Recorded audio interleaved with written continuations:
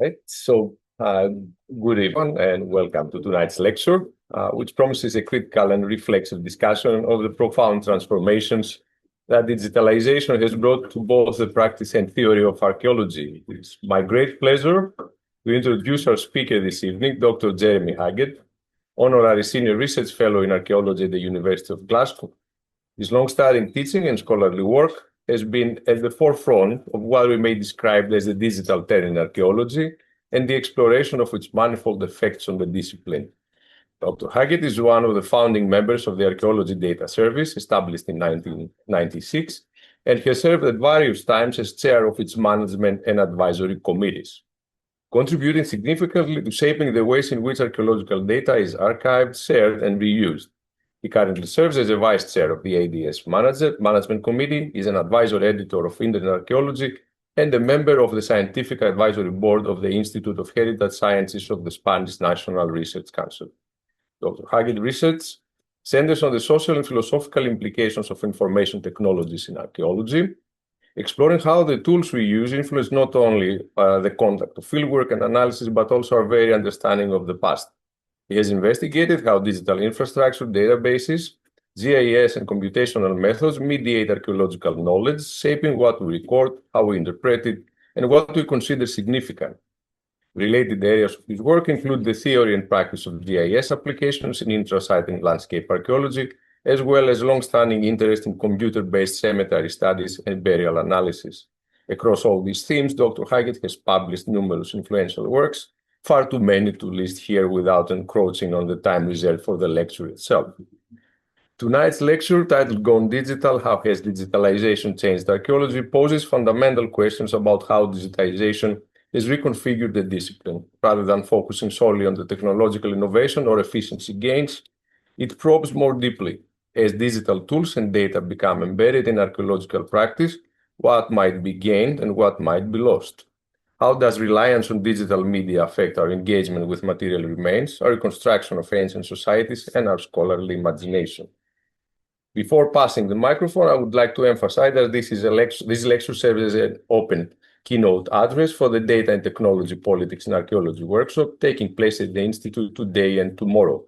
This workshop constitutes the second volume of the Exploring the Layers of Digital Archaeological Practice workshop series and examines the socio-political dimensions of data and digital technologies in archaeology, critically addressing how these tools shape research priorities, interpretive frameworks, and professional structures. On this occasion, I would like to extend my warm thanks to all workshop participants and, of course, to Dr. Huggett, both for his contribution to the workshop and for the great honor of accepting our invitation to deliver this keynote lecture. So please join me in welcoming Dr. Jeremy Huggett. Over here. Oh, yeah. Strictly analog timing device. Well, first of all, I'd like to thank Pascalis and his colleagues for inviting me to come here to join the workshop and to speak to you this evening. It's a real privilege to be here in this august company. I suppose in a way it's not untraditional, at least it can be said, for these sorts of talks to begin with an apology. And this is certainly deserves an apology, I feel, because I wrote the abstract several months ago. And then when I think we've all been through this process, when I actually came to actually writing the paper, I wondered what on earth I had thought about when I wrote the abstract.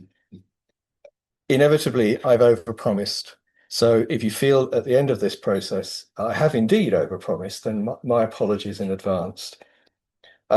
I've fallen into the trap of the abstract, and I perhaps shouldn't have been entirely surprised that the themes that I raise in that abstract are far too complex to cover, at least not to cover in a single 45-minute talk. Having said that, therefore, I'm going to be touching lightly on a whole variety of different themes, and I'm somewhat reassured. Pascalis referred to the workshop that's been taking place so far today.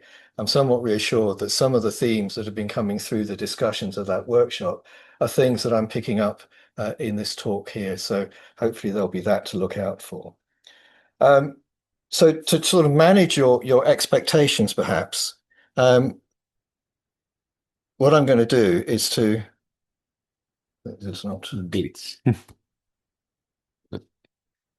Yeah, there we go. I'm going to divide this talk into six sections. I'll give you an idea of where I am in the talk as well as what I'm proposing to be covering. And you can perhaps just get an idea from those six sections that really, at the end of this, I sat down and thought, well, I could write a book on this, and maybe that's what I ought to do afterwards. So it gives you an idea of the problem I set myself, hence the apology. So to begin with, reflecting on progress. What I'd like you to do is just take a moment to think about how archaeology would look without digital technology. If you were to wake up tomorrow and there were to be no digital, how would your archaeological practice be different? Would it even be possible? Or indeed, would it be better in some ways? I'm just going to stop there for a moment, just to give you an opportunity. Because I think it's actually really difficult to think or conceive of a non-digital archaeology today. And that demonstrates the extent to which the digital's infiltrated into our day-to-day practice. I think it also underlines the challenge that we face in understanding how digitalization has changed archaeology. It's embedded throughout archaeological practice. We're in the midst of it. We're surrounded by it. We're reliant upon it. We're influenced by it. And we're frequently chasing to keep up with it. Digitalization is frequently presented as a story of inexorable progress, in which the technology gets better, it's faster, and it becomes more important over time. Although, of course, all of us will have experienced examples where that was simply not the case, where supposed upgrades actually turned out to be downgrades until the next patch was hurriedly rushed out, for example. And I'm looking at you, Microsoft, CloudStrike, Amazon Web Services, Cloudflare, or just big tech in general. We are not passive observers of the digital in archaeology, but we actively participate in it. And I think that can make it difficult to appreciate the role of digitalization over the long run, over the years. And that's because very few digital archaeologists have actually witnessed the entire transformation from a pre-digital archaeology through to the present day. And most of those who were present at the beginning are now, sadly, dead.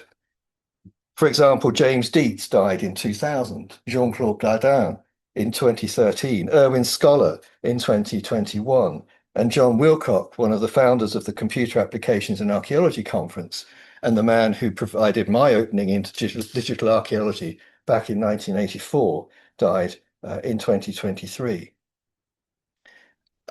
And they represent, in a way, the movement that has taken place. We've come from a time when there were no personal computers, where there were no portable computers, there was no internet, there was no World Wide Web, to a present which in many respects is now defined by the digital. And the pace of that change has become increasingly rapid as time has passed. To the extent that many archaeologists today are born digital and have not experienced those before times. And it's perhaps worth pausing to reflect where each of us stands in relation to that technological progress through time. Each of us will find ourselves situated in different locales and have had different experiences as a consequence of that. It's not unusual for us to contrast the early room-sized computers, which were inaccessible to anybody working outside of a research laboratory, to the smartphones that all of us have in our pockets, which have dramatically more computing power and resources. Certainly one of my early experience of computing in the field involved a computer terminal that was connected via a very, very long Ethernet cable to a mainframe computer about half a mile down the road. Whereas, of course, now the idea of a sort of handheld computer that slips in your pocket is a commonplace. One of the most dramatic illustrations of the scale of this digital development and change over time that I recently came across was a comment from one of the scientists who worked on the NASA Voyager interstellar probes, which were launched in 1977, Rich Terrell, who observed, and I quote, "In everyone's pocket right now is a computer far more powerful than the one we flew on Voyager." And I don't mean your cell phone. I mean the key fob that unlocks your car. And of course, he's talking 10 years ago.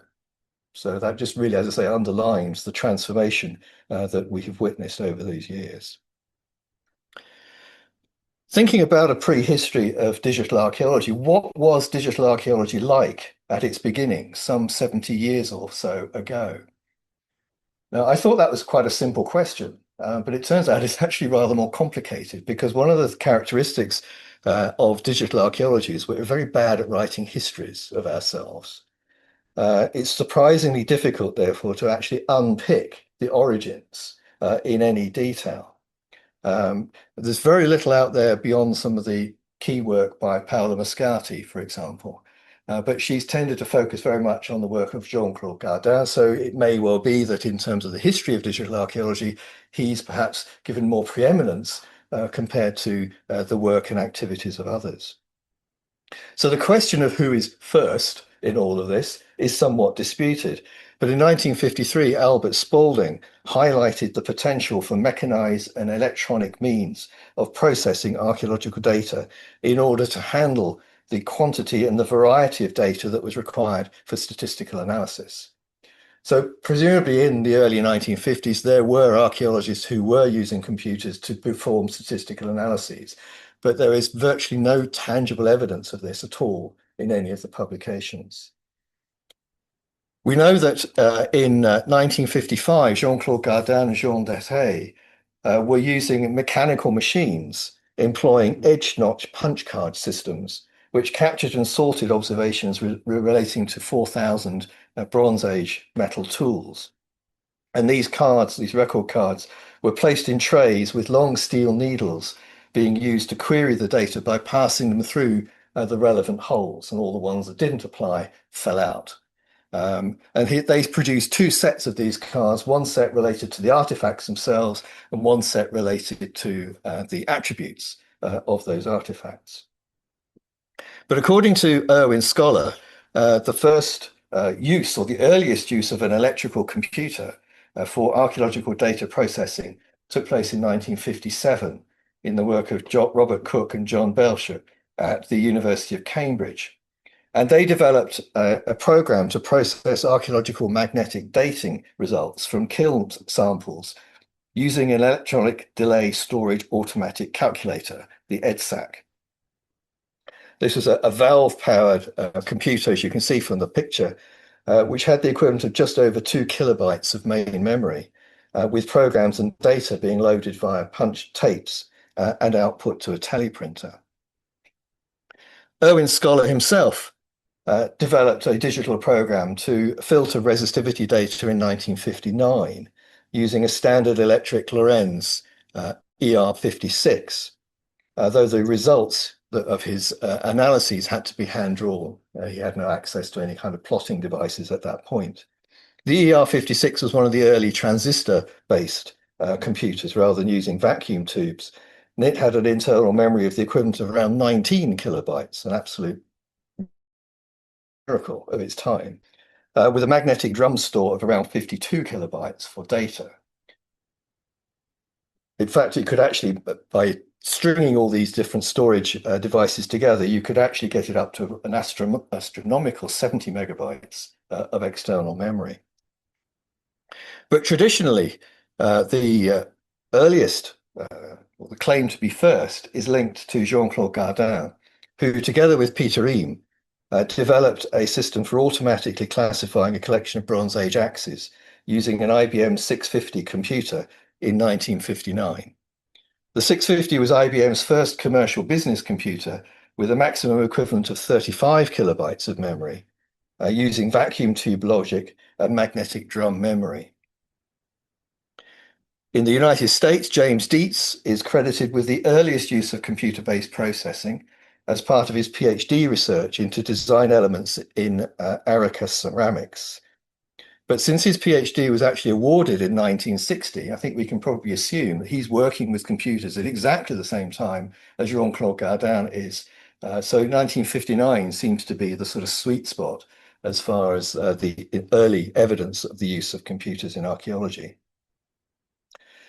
Dietz initially used an IBM 704, which was the first mass-produced computer to incorporate hardware for floating point arithmetic.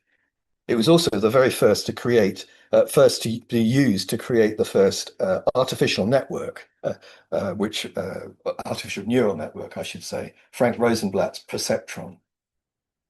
Dietz later used an IBM 7094, which used transistors again rather than the vacuum tubes of the 704. And he used this for rather more extensive statistical processing of his data. The 7094 is also the first computer credited with being able to sing, in inverted commas, in 1961 using a human voice synthesis program. And the song used was Daisy Bell, which was subsequently made famous by Hal in the film 2001: A Space Odyssey. So you get nothing else from this talk. You'll get that little bit of snippet of data.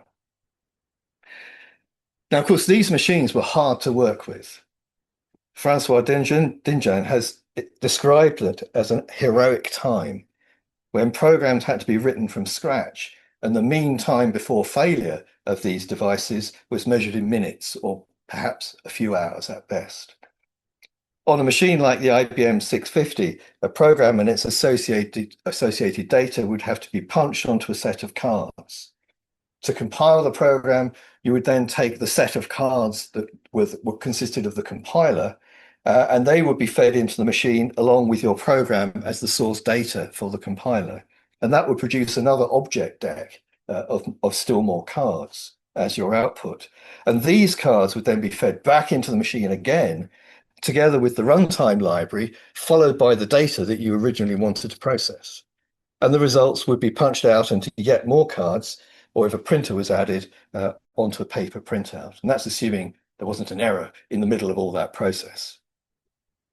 And of course, as magnetic tape storage and disk storage were added, the process becomes increasingly internalized, but it was far from interactive in those days. And these, therefore, I think, are the beginnings of digital archaeology. And of course, each of us will have our own origin story to add. So, for instance, my first archaeological computer program and data were prepared on data sheets, which the ladies, and they were ladies, of the data preparation team translated into punched cards for an ICL 2966 back in 1984. And just as a matter of curiosity, those 5 cabinets that you can see at the back of that picture are the CPU of the computer. So scale, remarkable. So it's easy to sort of marvel at the progress between then and now that we can see. Most obviously, computers have become dramatically smaller, faster, more powerful, with far more storage. And compared to the 1960s, we can do more, we can do things faster, we can use ever greater amounts of data, and we can use new tools that offer previously unconceived facilities. In their 1985 book, which I think claims to be the first book on computers in archaeology, Data Processing in Archaeology by Julian Richards and Nick Ryan, they characterize the history of computer applications in archaeology as one of accelerating growth that's seen as being driven by developments in technology. Elsewhere, Sylvia Gaines wrote of the epochs of computing in archaeology. So the 1960s were the age of experimentation, the 1970s, the age of implementation, and the 1980s, when she's writing, were the age of computer exploitation. And you can see there's more than a hint of technological determinism about these sorts of descriptions. Certainly the speed of digitalization picked up quickly from the 1960s. By 1972, Robert Wallen is able to reflect on the change over the previous 10 years and describes a period of experimentation coupled with a healthy concern with data and data analysis. One could argue that nothing has changed since then. Of course, the 1970s were the period which saw this huge explosion in the use of computer-based statistical methods in archaeology. In the 1980s, I guess perhaps the biggest change was technological, with the development of personal computers, increasing the affordability and accessibility of computing resources, along with the appearance of now standard categories of office software. The 1990s, I guess, I would characterize as perhaps best being demonstrated by the growth and the application of geographical information systems within archaeology, along with the embrace of the internet. And we can debate how the recent past, or more recent past at least, might be best categorized. 3D modeling and virtual reality, neural networks, development of national and international data structures, and so on. But of course, none of this is predetermined, and whether it necessarily constitutes progress can be debatable. There's no straight line inevitability to this sort of development path followed by digitalization. No guarantee of what Francois Dinjan has characterized as an ineluctable success. For instance, many early applications in the 1960s overpromised and underdelivered, leading George Cowgill to criticize those who, I quote, in spite of all disclaimers, seem really to have hoped that marvelous results would follow easily once their data was somehow computerized. And he goes on to say, naturally, nothing really marvelous has come out of these early studies. And the same is still true today. For example, Rachel Opitz, in the last couple of years, highlighted the way that promises and expectations are frequently not delivered, whether as a consequence of practical problems or through socio-political issues, such as the imperative to be seen to innovate, preceding a failure to actually implement.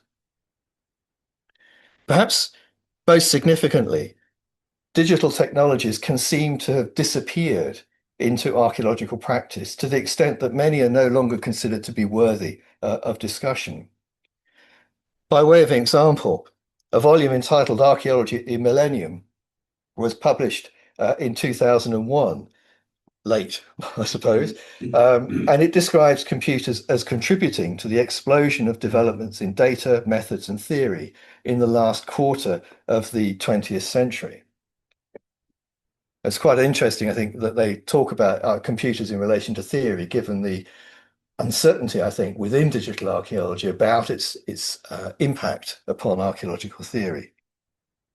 But by the time the same editors published a follow-up volume in 2025, The Future of Archaeology, there's no reference to computers or digital technology beyond a discussion of digital publication within archaeology. Computers have become part of the fabric of archaeological practice. They've been assimilated and apparently no longer of note. Their benefits and their contributions appear to be self-evident. So how much value is there in actually investigating, in asking questions? That's certainly the impression of much digital archaeology, where the focus is more often than not on the benefits of the latest new technological tool in terms of its speed, precision, and capacity, rather than considering the broader picture. That said, in recent years, there have been a number of archaeologists who've begun to turn their attention to considering how technological practice has changed archaeological practice. It's somewhat invidious to start singling out individuals, but I'm going to do it anyway, so forgive me. I'm bound to miss some fairly important people. But perhaps foremost amongst these is the work of Colleen Morgan and her York colleagues, who've been looking at the relationships between digital drawing and digital drawing and traditional hand-drawn analog approaches. And they've also looked at the impact of digital recording methods more generally, showing how digital and analog recording techniques provide value in different ways with different levels of interaction and different degrees of engagement and cognition. Others who've been looking at technological practices recently include Zach Batiste, who's sitting here, who's been examining the technological effects on information flows and workflows in archaeological fieldwork and its influence on communication and collaboration within archaeological teams. And similarly, Gabriele Gattiglia, lost my slides here. Gabriele has been reflecting on the use of artificial intelligence in archaeology and its potential influence on practice based upon his experience of the development of ArchAid for the automatic recognition of pottery. It's interesting because I think some of these actually reflect on some of the discussions we've been having today. And I picked deliberately a whole series of recent examples, but perhaps coincidentally, they often appear to be associated with degrees of automation of archaeological practice and the potential substitution of technology for the human hand or for human knowledge. This critiquing of practice may not be all that common, but it is not wholly new. For instance, in the mid-1980s, expert systems, the early incarnation of artificial intelligence, were critiqued in archaeology concerning their limitations, problems formalizing the knowledge base, and an over-optimistic assessment of those tools. Within a few years, most activity on expert systems in archaeology had ceased, although I think this was rather more to do with the general collapse of the AI bubble than any archaeological critique. Similarly, the spatial determinism of geographical information systems was identified very early on in their use, the reduction of space and place to location and distance, or the exclusion from analysis of anything that could not be represented as a point, line, polygon, or pixel, or the strictly Cartesian-derived, technologically derived spatial perspectives that they hold on the past. It strikes me as being quite intriguing that expert systems have been largely written out of the history and development of artificial intelligence in archaeology, with recent overviews making no reference to them at all. Whereas geographical information systems, of course, have continued in use and expanded in their use over these recent years. And for the most part, the early criticisms about them seem to be rather put to one side. And indeed, it's quite hard to come up with any examples of a situation where critiques of practice such as these have substantively altered archaeological practice. More often than not, they seem to be treated with, at best, polite interest, perhaps considered to be overly theoretical, insufficiently practical, and generally set aside in the pursuit of the next new development. And that's perhaps why Arthur Ribeiro has recently claimed that little has been said about how technology has influenced the practice of archaeology. It's not so much that little has been said, I would suggest, it's more the case that what has been said has had relatively little consequence. So the question then becomes why this might be the case. I suggested some long time ago now that the way these sorts of critiques fail to land is often associated with the beguilement associated and surrounding digital technologies. I still bear the scars of a CAA conference presentation on the fetishism of new technology and the hisses from members of the audience as I raised the question. But it's true that the technology is surrounded by a sense of enchantment, the enchantment of the new. There's also the imperative of improvement and a generally utopian and short-term view of the developments. And this was recently demonstrated by some work by Adela Sobotkova and her colleagues who were looking at artificial intelligence and remote sensing in archaeology. And in their literature review, they found that the vast majority of published papers reported successful outcomes, with 63% reporting no challenges or limitations, and only 6% reporting partial or complete failure. It's a really nice archaeological example of the digital file drawer problem, where only positives are reported and published, and any negative results are left in the filing cabinet and remain unreported.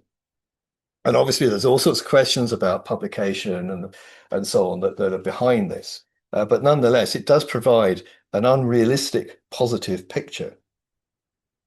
Part of the reasons for this improbable positivism is related to technological determinism, but it's also likely associated with a form of technological cognitive absorption, the way that a deep involvement or immersion within the technology is encouraged so that attention is focused upon it to the detriment of other demands. There's pleasure and commitment associated with it, which are heightened by its use. There's a perception of control over it, rightly or wrongly in many cases. And also curiosity is heightened through the encounter with the technology. And this technological absorption is argued to significantly influence the decision to use a technology. It provides a very strong motivating factor in the adoption, the use, and the loyalty that's given to any particular tool or technology. And in the process, it may limit the willingness to acknowledge any shortcomings or failings with it.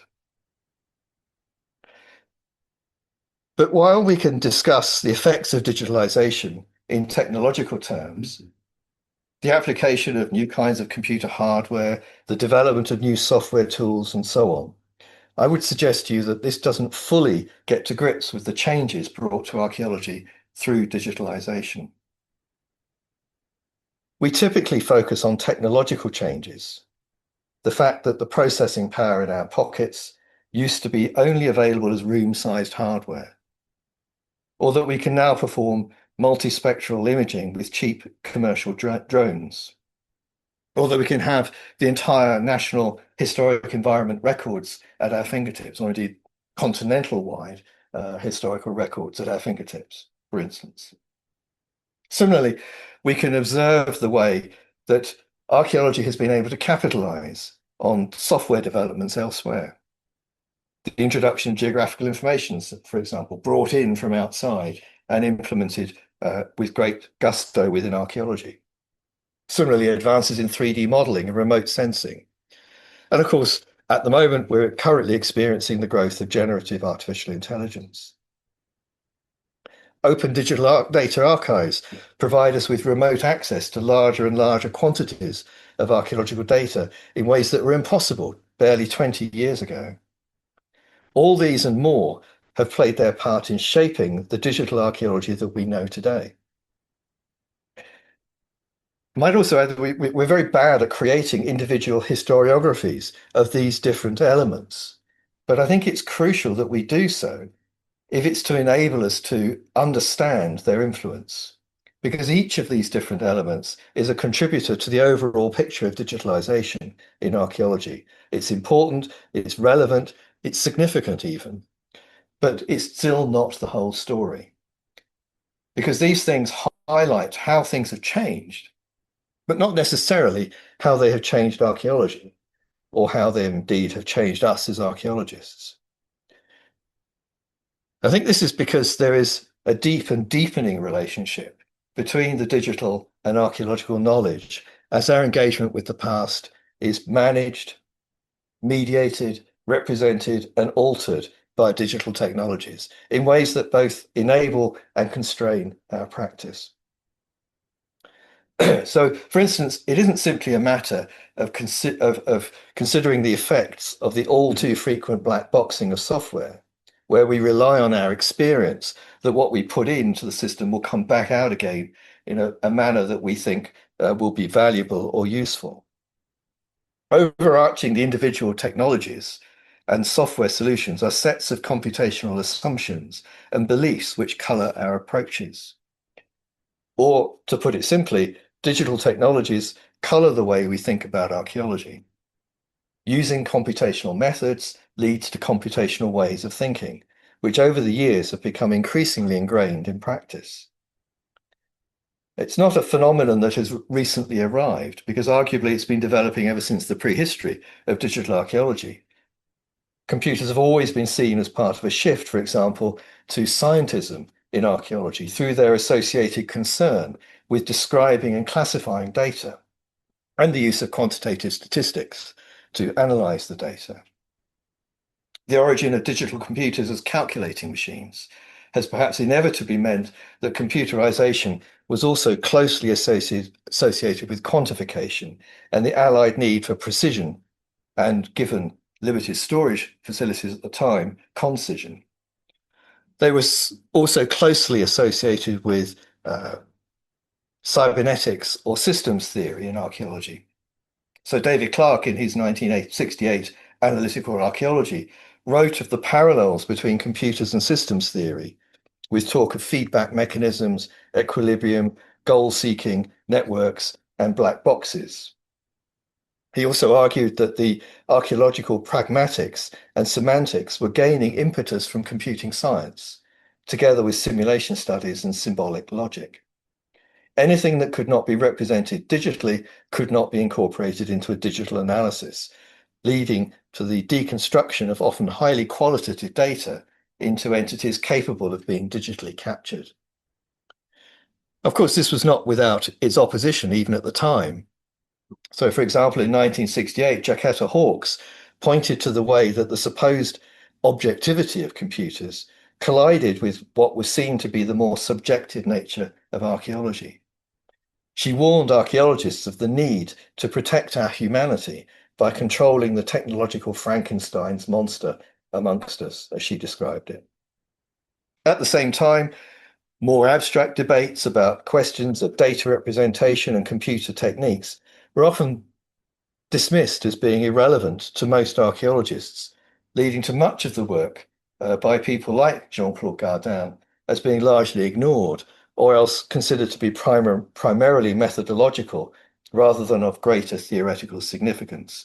I think that's a sort of hangover we still suffer from today. Having said that, it's true that these early concerns can seem to be somewhat overstated given the technologies at the time, since while computers were used to crunch numbers or store information, it could be hard to see how at the time they might have far-reaching effects on archaeological practice beyond a fairly limited range of data processing.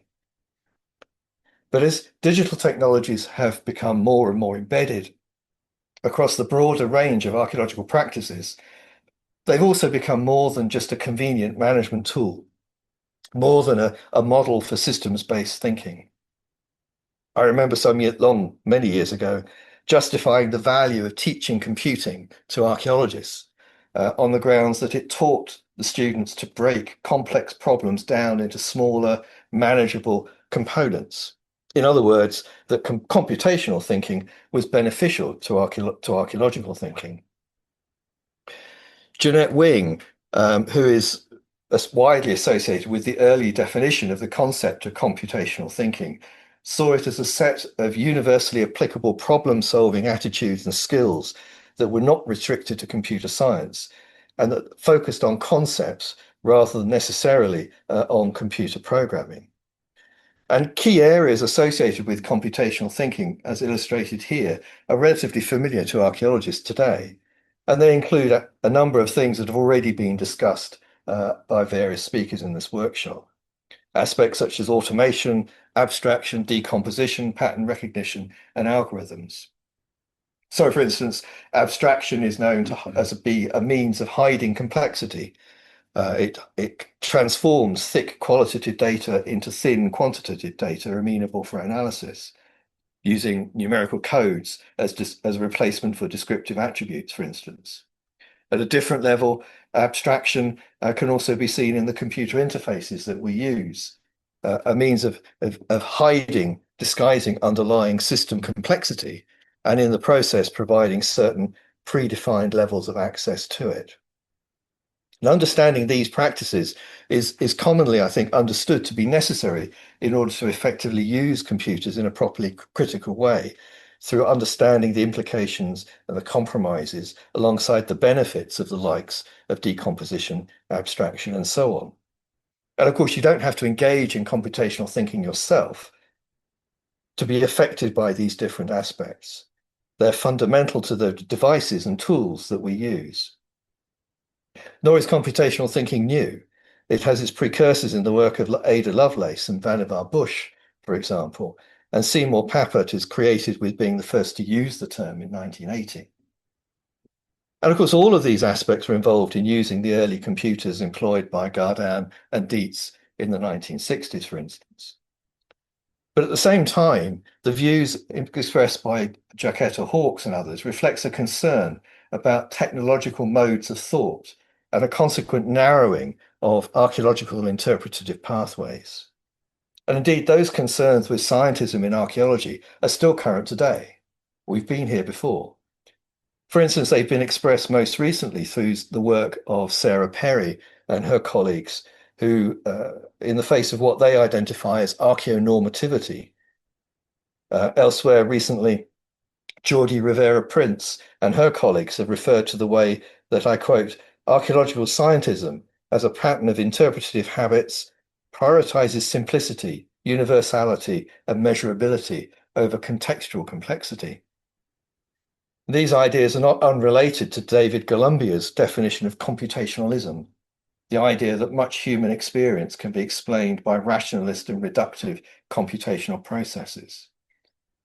However, I'd suggest that what has changed over the intervening years is the balance of the features of computational thinking, together with the degrees of assimilation of digital technologies across all areas of archaeological practice. For example, we're seeing different degrees of automation associated with digital technologies, from self-operating survey instruments to machine learning systems to autonomous vehicles, for instance, all things that would have been considered to be science fiction in the 1960s.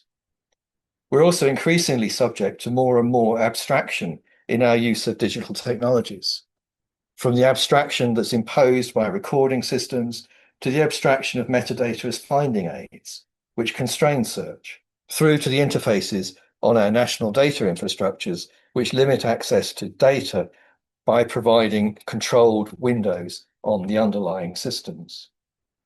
I'm just going to stop that because I can imagine it might get a little annoying after a while. Our digital tools abstract complexity away, and in the process, they erase complexities that are difficult to represent. Now, successes are evident and undeniable.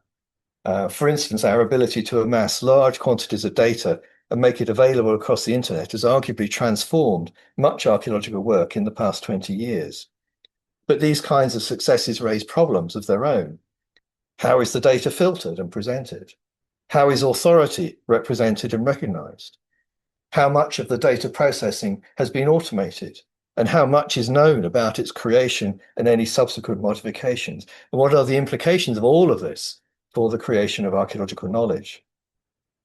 Digital archiving provides us with the opportunities for access to data across space and time, but digital archives are fragile. They're reliant on active intervention, and they shape what is considered necessary to retain.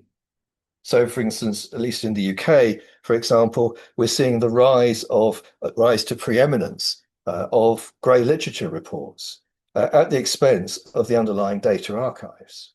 The grey literature is given much more significance, much more attention is paid to it, and the underlying data archives are somehow seen as less significant, less important. Then there are all the implications associated with shared terminologies and ontologies, which enable collaboration and at the same time constrain access. As digital technologies have become increasingly embedded in archaeological practice, these sorts of questions, I think, become more and more significant in the way that they influence archaeological outcomes. Then there are also questions associated with de-skilling, the loss of professional skills in the face of technological change. For instance, the effect of reliance on mobile technologies is known to impact upon our ability to think, to recall, and to pay attention to our surroundings. So what is the influence of these sorts of things in the archaeological environment? It raises significant implications, I believe, for their use in fieldwork, for instance. There's a potential shift in engagement with archaeological deposits with the introduction of digital cameras and digital photogrammetry, and the way that automation of data capture can result in less understanding of how data is recorded and less attention paid to what is being captured. And there's the well-known Google effect, for example, which switches our memory from a focus on storing facts to strategies to locate them. Now, of course, it's not all necessarily bad news. I'm not, promulgating endless doom and gloom here, because equally there's the reduction in routine, repetitive work through technology adoption, if managed properly, can result in reskilling or upskilling where new higher level skills are required in place of those that have been lost. And none of this is to suggest that computational thinking is in some way a replacement for archaeological thinking. although it is embedded in the digital tools that we increasingly rely on. Instead, computational thinking has become part of the broader picture of disciplinary thought and method. Robert Chapman and Alison Wiley argued some years ago that archaeology is a discipline with permeable boundaries in the way that it draws upon the languages and practices of multiple other disciplines. And this undermines any idea of a distinctively archaeological approach to reasoning and knowledge. Indeed, Nathan Crilly has recently shown that even supposedly distinctive disciplinary approaches share overlaps and similarities, even if they're unacknowledged. So although different disciplines tend to emphasize a uniqueness to their approach, and archaeology is not unique in expressing its sense of uniqueness in its methodologies, the contrast between individual disciplinary approaches are frequently matched by their connections with other disciplines. And it's certainly true of archaeology, which I think can be situated in precisely this sort of situation, drawing upon computational thinking, just as we draw upon anthropological thinking, systems thinking, and so on. But what this means is that just as in the 1960s, we shouldn't overestimate the significance of digital technologies, even in the face of the growth in artificial intelligence and large language models. An exaggerated belief in the power and influence of technology can too easily become a barrier to responsible action. At the same time, we shouldn't underestimate it either. To quote Roy Amara, an American futurologist, we tend to overestimate the effect of a technology in the short run and underestimate the effect of the technology in the long run. But if it takes time to properly realize the effects of technologies, it makes it all the more important to pursue an appropriately critical approach to them, both to their implementation and their use. As Alexander Galloway has put it, few things will cripple the humanities more than the uncritical adoption of tools or the continued encroachment of positivistic research methods borrowed from cognitive science, neuroscience, computer science, or elsewhere. And it's this kind of critical approach that I've tried to argue for through pursuing what I've referred to as an introspective digital archaeology. The necessity of understanding the influence of digital technologies in transforming archaeological practices and the production of archaeological knowledge. And the basic principle behind this approach is that in looking back, we can understand our responses to key changes and past developments that have occurred and build on that learning as we move forwards into the future. So how might we pursue this inquiry? Well, there are perhaps four basic questions, simple questions that we can use in order to disentangle the various visions, practices, and technologies that are presented to us. The first is simply, what is being digitized? What information, what processes, what tasks, what roles are being digitized in archaeology? Then there's the question of how digitalization is justified. What are the promises being made? What are the problems? What are the objectives? What are the goals of digitalization? What archaeological problem does it solve? Because if it doesn't solve an archaeological problem, why are we doing it in the first place? What is changed by digitalization? How does making something digital change it? What practices are altered? What side effects are there beyond the digital itself? What reorganization is required through digitalization? And conversely, what isn't changed by digitalization? What doesn't or shouldn't be affected? What existing knowledge, practices, and roles will stay the same despite digitalization? And these deceptively simple questions disguise, I think, a host of social, political, practical, theoretical, as well as technological issues. Digital technologies nudge us in particular directions. They facilitate certain pathways over others. They establish and promote normative behaviors and actions. Looking back into the prehistory of digital technology can reveal what has changed over time and challenge what may have become taken for granted perceptions of digitalization.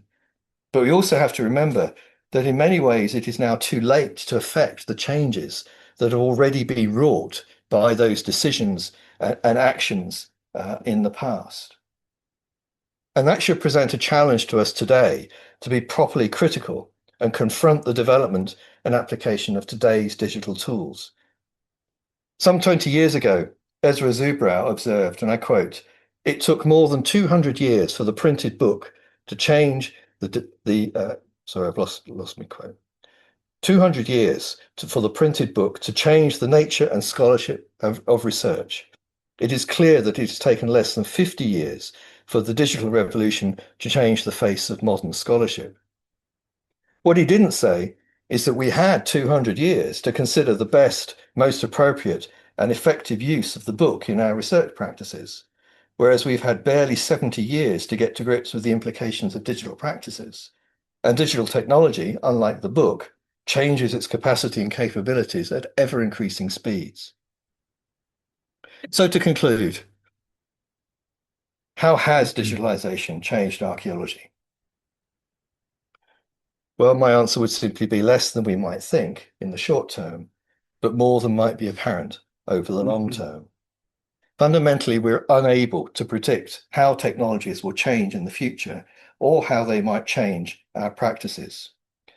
And I think what this means is that our primary means of understanding, managing, incorporating, and critically evaluating these digital tools and processes is through a proper appreciation of how past changes have brought us to where we are today. Thank you very much.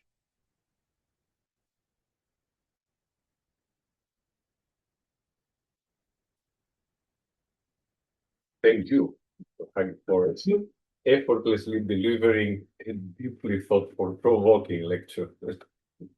Thank you. All right, so can proceed with questions. Marco? Be Marco. Oh, one comments on me. No, it's a really thought-provoking presentation, and I've been taking notes for, and a lot has to do with stuff that me and Paschalis we were discussing also in the previous workshop. But we tried also to sort of go back on the history of digitalization, and we had this. We use this concept of that basically you have also used as well, the digital imaginaries. And the obvious question is, do we have deterministic digital imaginaries? Are our imaginaries of the digital, in a sense, already predefined as deterministic? Can we escape? I mean, you have touched upon the critical decisions. I'd like to think we can escape. If I hesitate, it's because we haven't shown a great deal of facility in doing so. But I think there are plenty of opportunities. I mean, the example I gave of geographical information systems, I think would be a classic case in point. We still haven't dealt with some of the fundamental theoretical issues to do with the representation of understanding of space. It's still fundamentally predicated on, Cartesian approaches, when we know there are plenty of examples of people, not even just in the past, but in the present, who perceive of their surroundings in radically different ways that don't fit that sort of model. And yet we continue to use it, and we haven't developed any alternative approaches. So I think, yes, we can escape that sort of deterministic approach. But I think my hesitation would be that we've shown a reluctance, an inability, I don't know what, to do so far. That perhaps is the challenge. So what could have been done differently for the GIS example? That was also going to be my question, in your experience and in your imagination. So which wrong turn you took with the GIS in this case? Well, I think there's plenty of examples of indigenous populations, for example, that simply don't conceive of their space in terms of the way that it is represented within a geographical information system. They perceive it in much more conceptual terms. A place isn't is over there, or it's become significant in certain situations, but not in others. And I think that sort of flexibility of approach to the concepts surrounding space is something that geographical information systems have mostly lost at the moment. Well, never really gained, I suppose, in the first place. The idea that people simply do not see their world in terms of latitude and longitude, X and Y coordinates. They don't see it in terms of two-dimensional maps, or even three-dimensional in that sense. Their spaces are perceived in terms of, from their particular house, what is downhill, what is uphill, what is in view, what is out of view. We're starting sort of, we can grasp at some of those sorts of aspects, but the richness of people's perceptions of their spaces is often something that we seem poorly equipped to deal with at the moment. Or at best, we kind of develop proxies to model those sorts of conceptions. And those proxies don't necessarily do justice to the richness of people's conceptualization of the world around them. It's just in this case, it is not the mistake of the archaeologist, but it's because of the high level of abstraction these software, let's say, put forward, so that you could not even do this indigenous ways of perceiving space in GIS. Anyway, it is not the points, lines, and polygons. So the tool was already wrong from the beginning almost. Yeah, and I think that then sort of raises a whole series of associated problems to do with the fact that we whereas initially in the early years of digital archaeology, we developed our own tools because we had to, because nobody else was developing them for us. We've then been through this phase of adopting tools all around from all sorts of different applications, sometimes wrenching them completely out of the context in which they were developed with mixed results as a consequence. But in the process, we've moved. I think several people have commented in recent years about the sort of the nature of the teaching we're providing archaeology students about computers. Is we still tend to teach them how to use the software tools and how to use the digital devices, but we're not teaching them any longer in the way that we used to back in the 1990s how to actually program the things. We're not even teaching them how to write scripts for a lot of these devices, and even with things like the large language models and things coming along, we're going to have to teach them about scripting, about syntax, and about how to ask questions in certain ways. And I think at the moment, we're not doing that. That's, I think, a potential challenge for educators in the very near future, if it isn't already a challenge for them. Good. So this is also a story about control or management as well. I mean, many of the early digital or computational efforts in archaeology was about controlling data and manage it. I think, and perhaps we are in another situation now where we know we have the control system like GIS or tabular data or whatever, how simple, if you want to simplify it or so, but could you give us like a glimpse into the future about like decontrolling archaeological data? In what ways?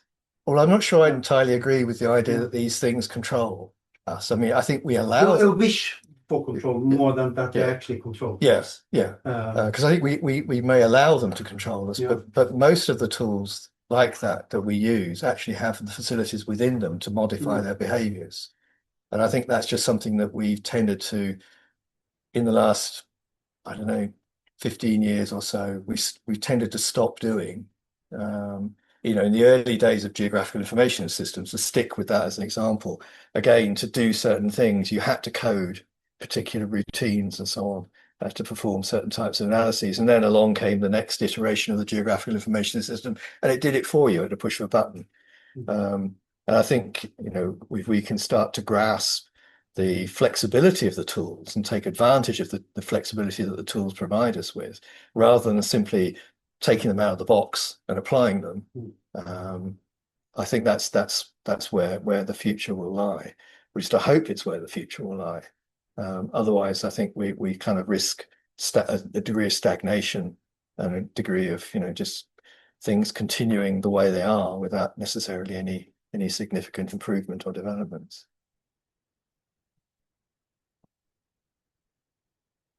I just want to make a comment that, to my mind, some of these issues go a bit deeper. We're saying, how can we, let's say, reflect upon the digitalization of archaeology? How can we have alternative approaches other than GIS regarding space? But then, to my mind, all this comes down to our disciplinary comfort zone.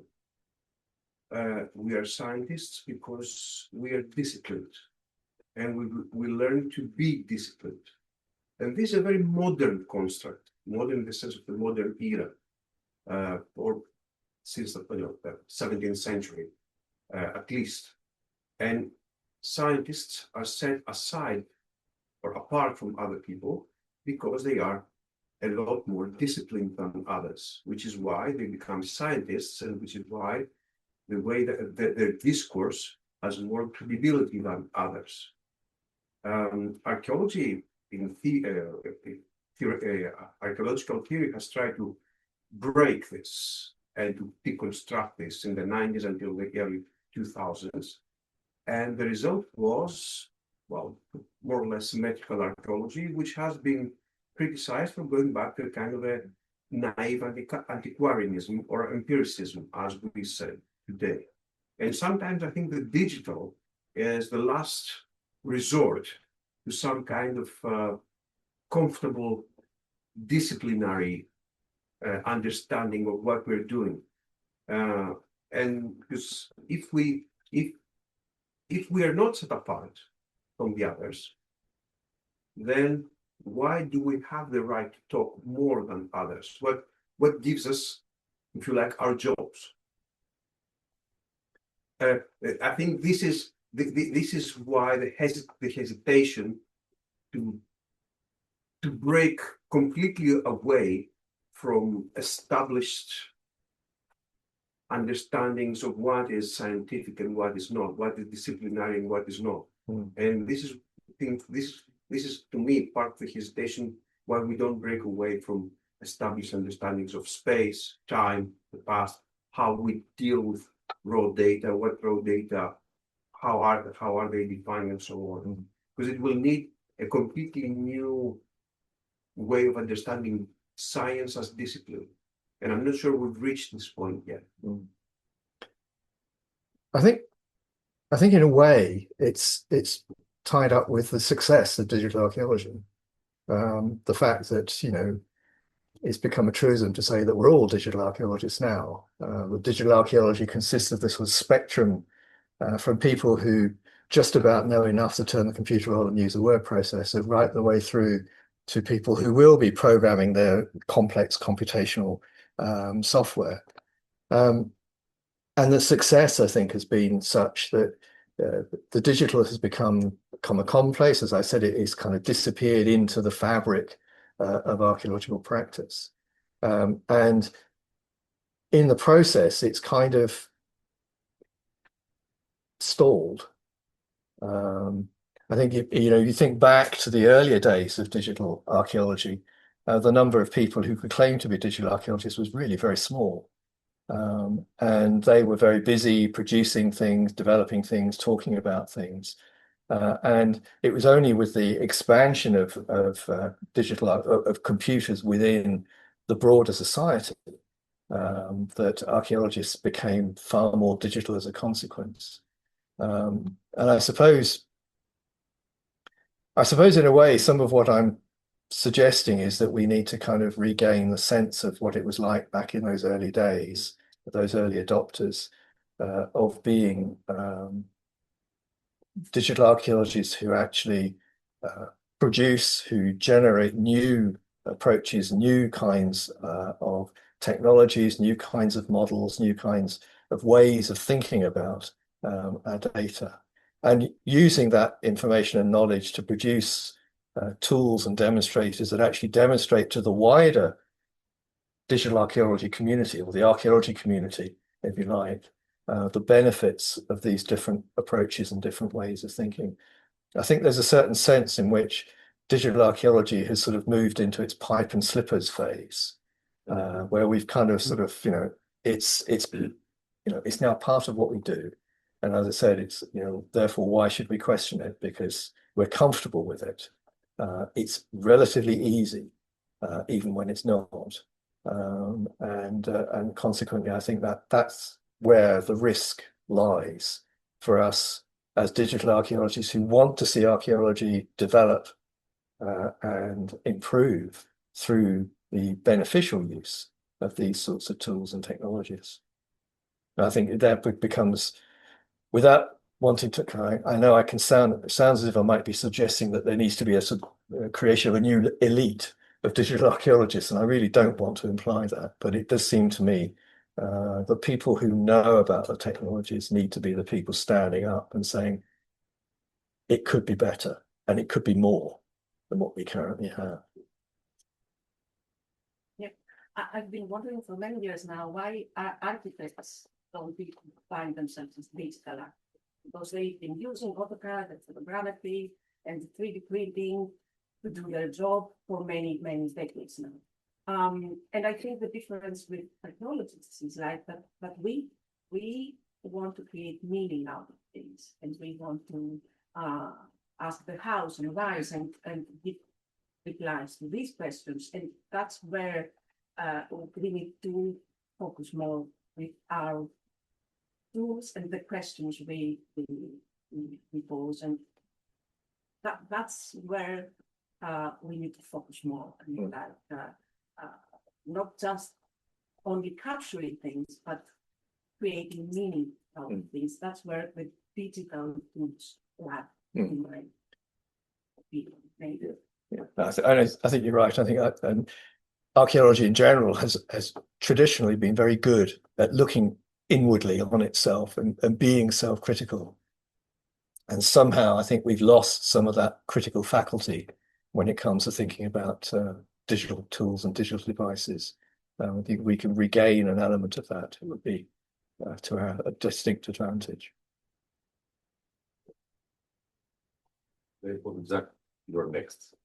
You can go. I want to ask, well, first of all, thank you for the talk. It was very interesting, and how you asked about a lot of the issues about how digitalization changed archaeology and the science and the scientists.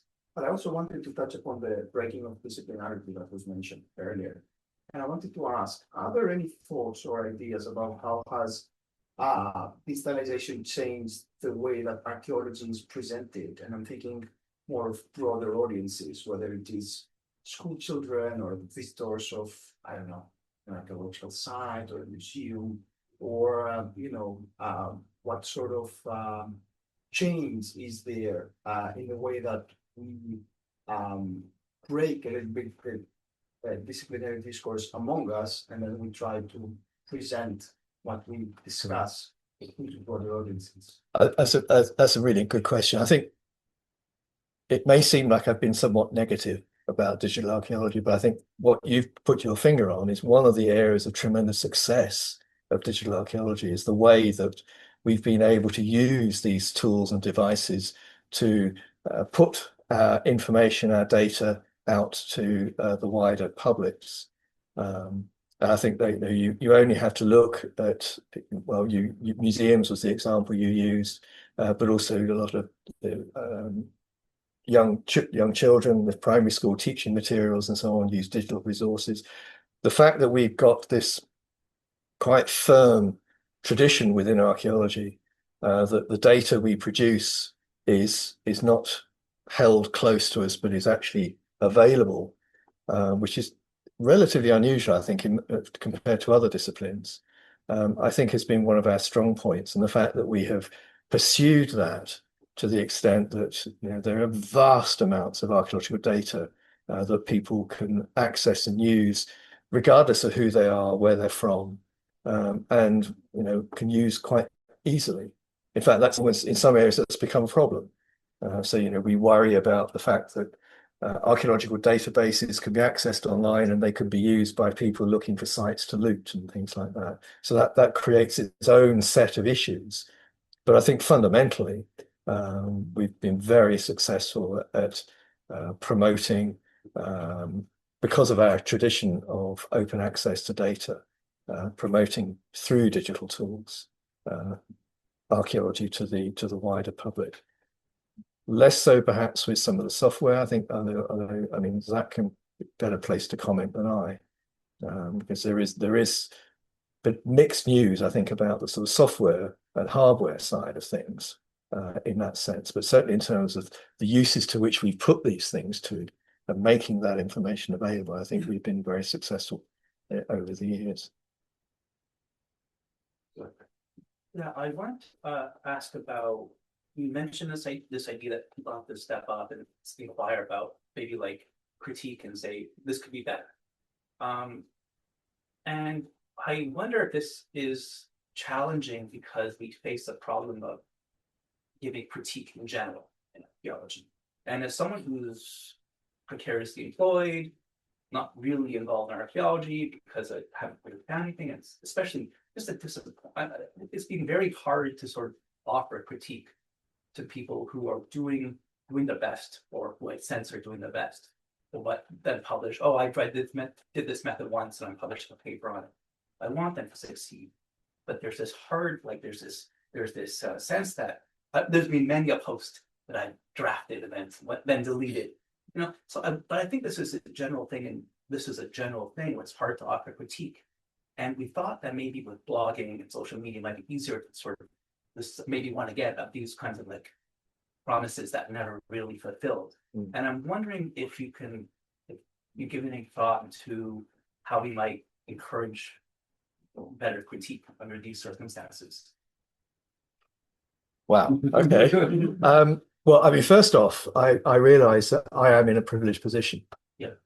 In that I can be as critical as I like, and it has absolutely no effect because on me, because I mean, I've come from a tenured position. I'm now retired, so therefore, you know, I haven't got a, well, I suppose I have got plenty of axes to grind, but nobody can do anything to me that's going to materially affect me, other than maybe hurt my feelings. That's about as bad as it's going to get. And I fully appreciate it. That's a very privileged position to work from. But I think you can do it.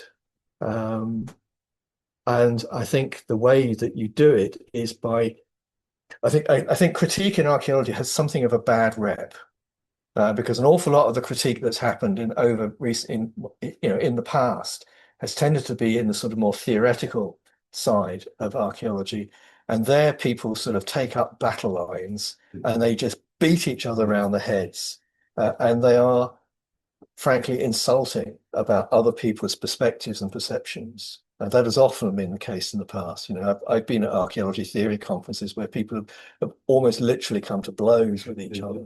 Yeah. And that's not what we need. That's not helpful. So I think it comes down to how you go about the critique. So, you know, in your example, I think, you know, you would be coming at it from the point of view of saying, this is brilliant. You know, this is a really good piece of work, and this is fascinating use of the tools and technologies.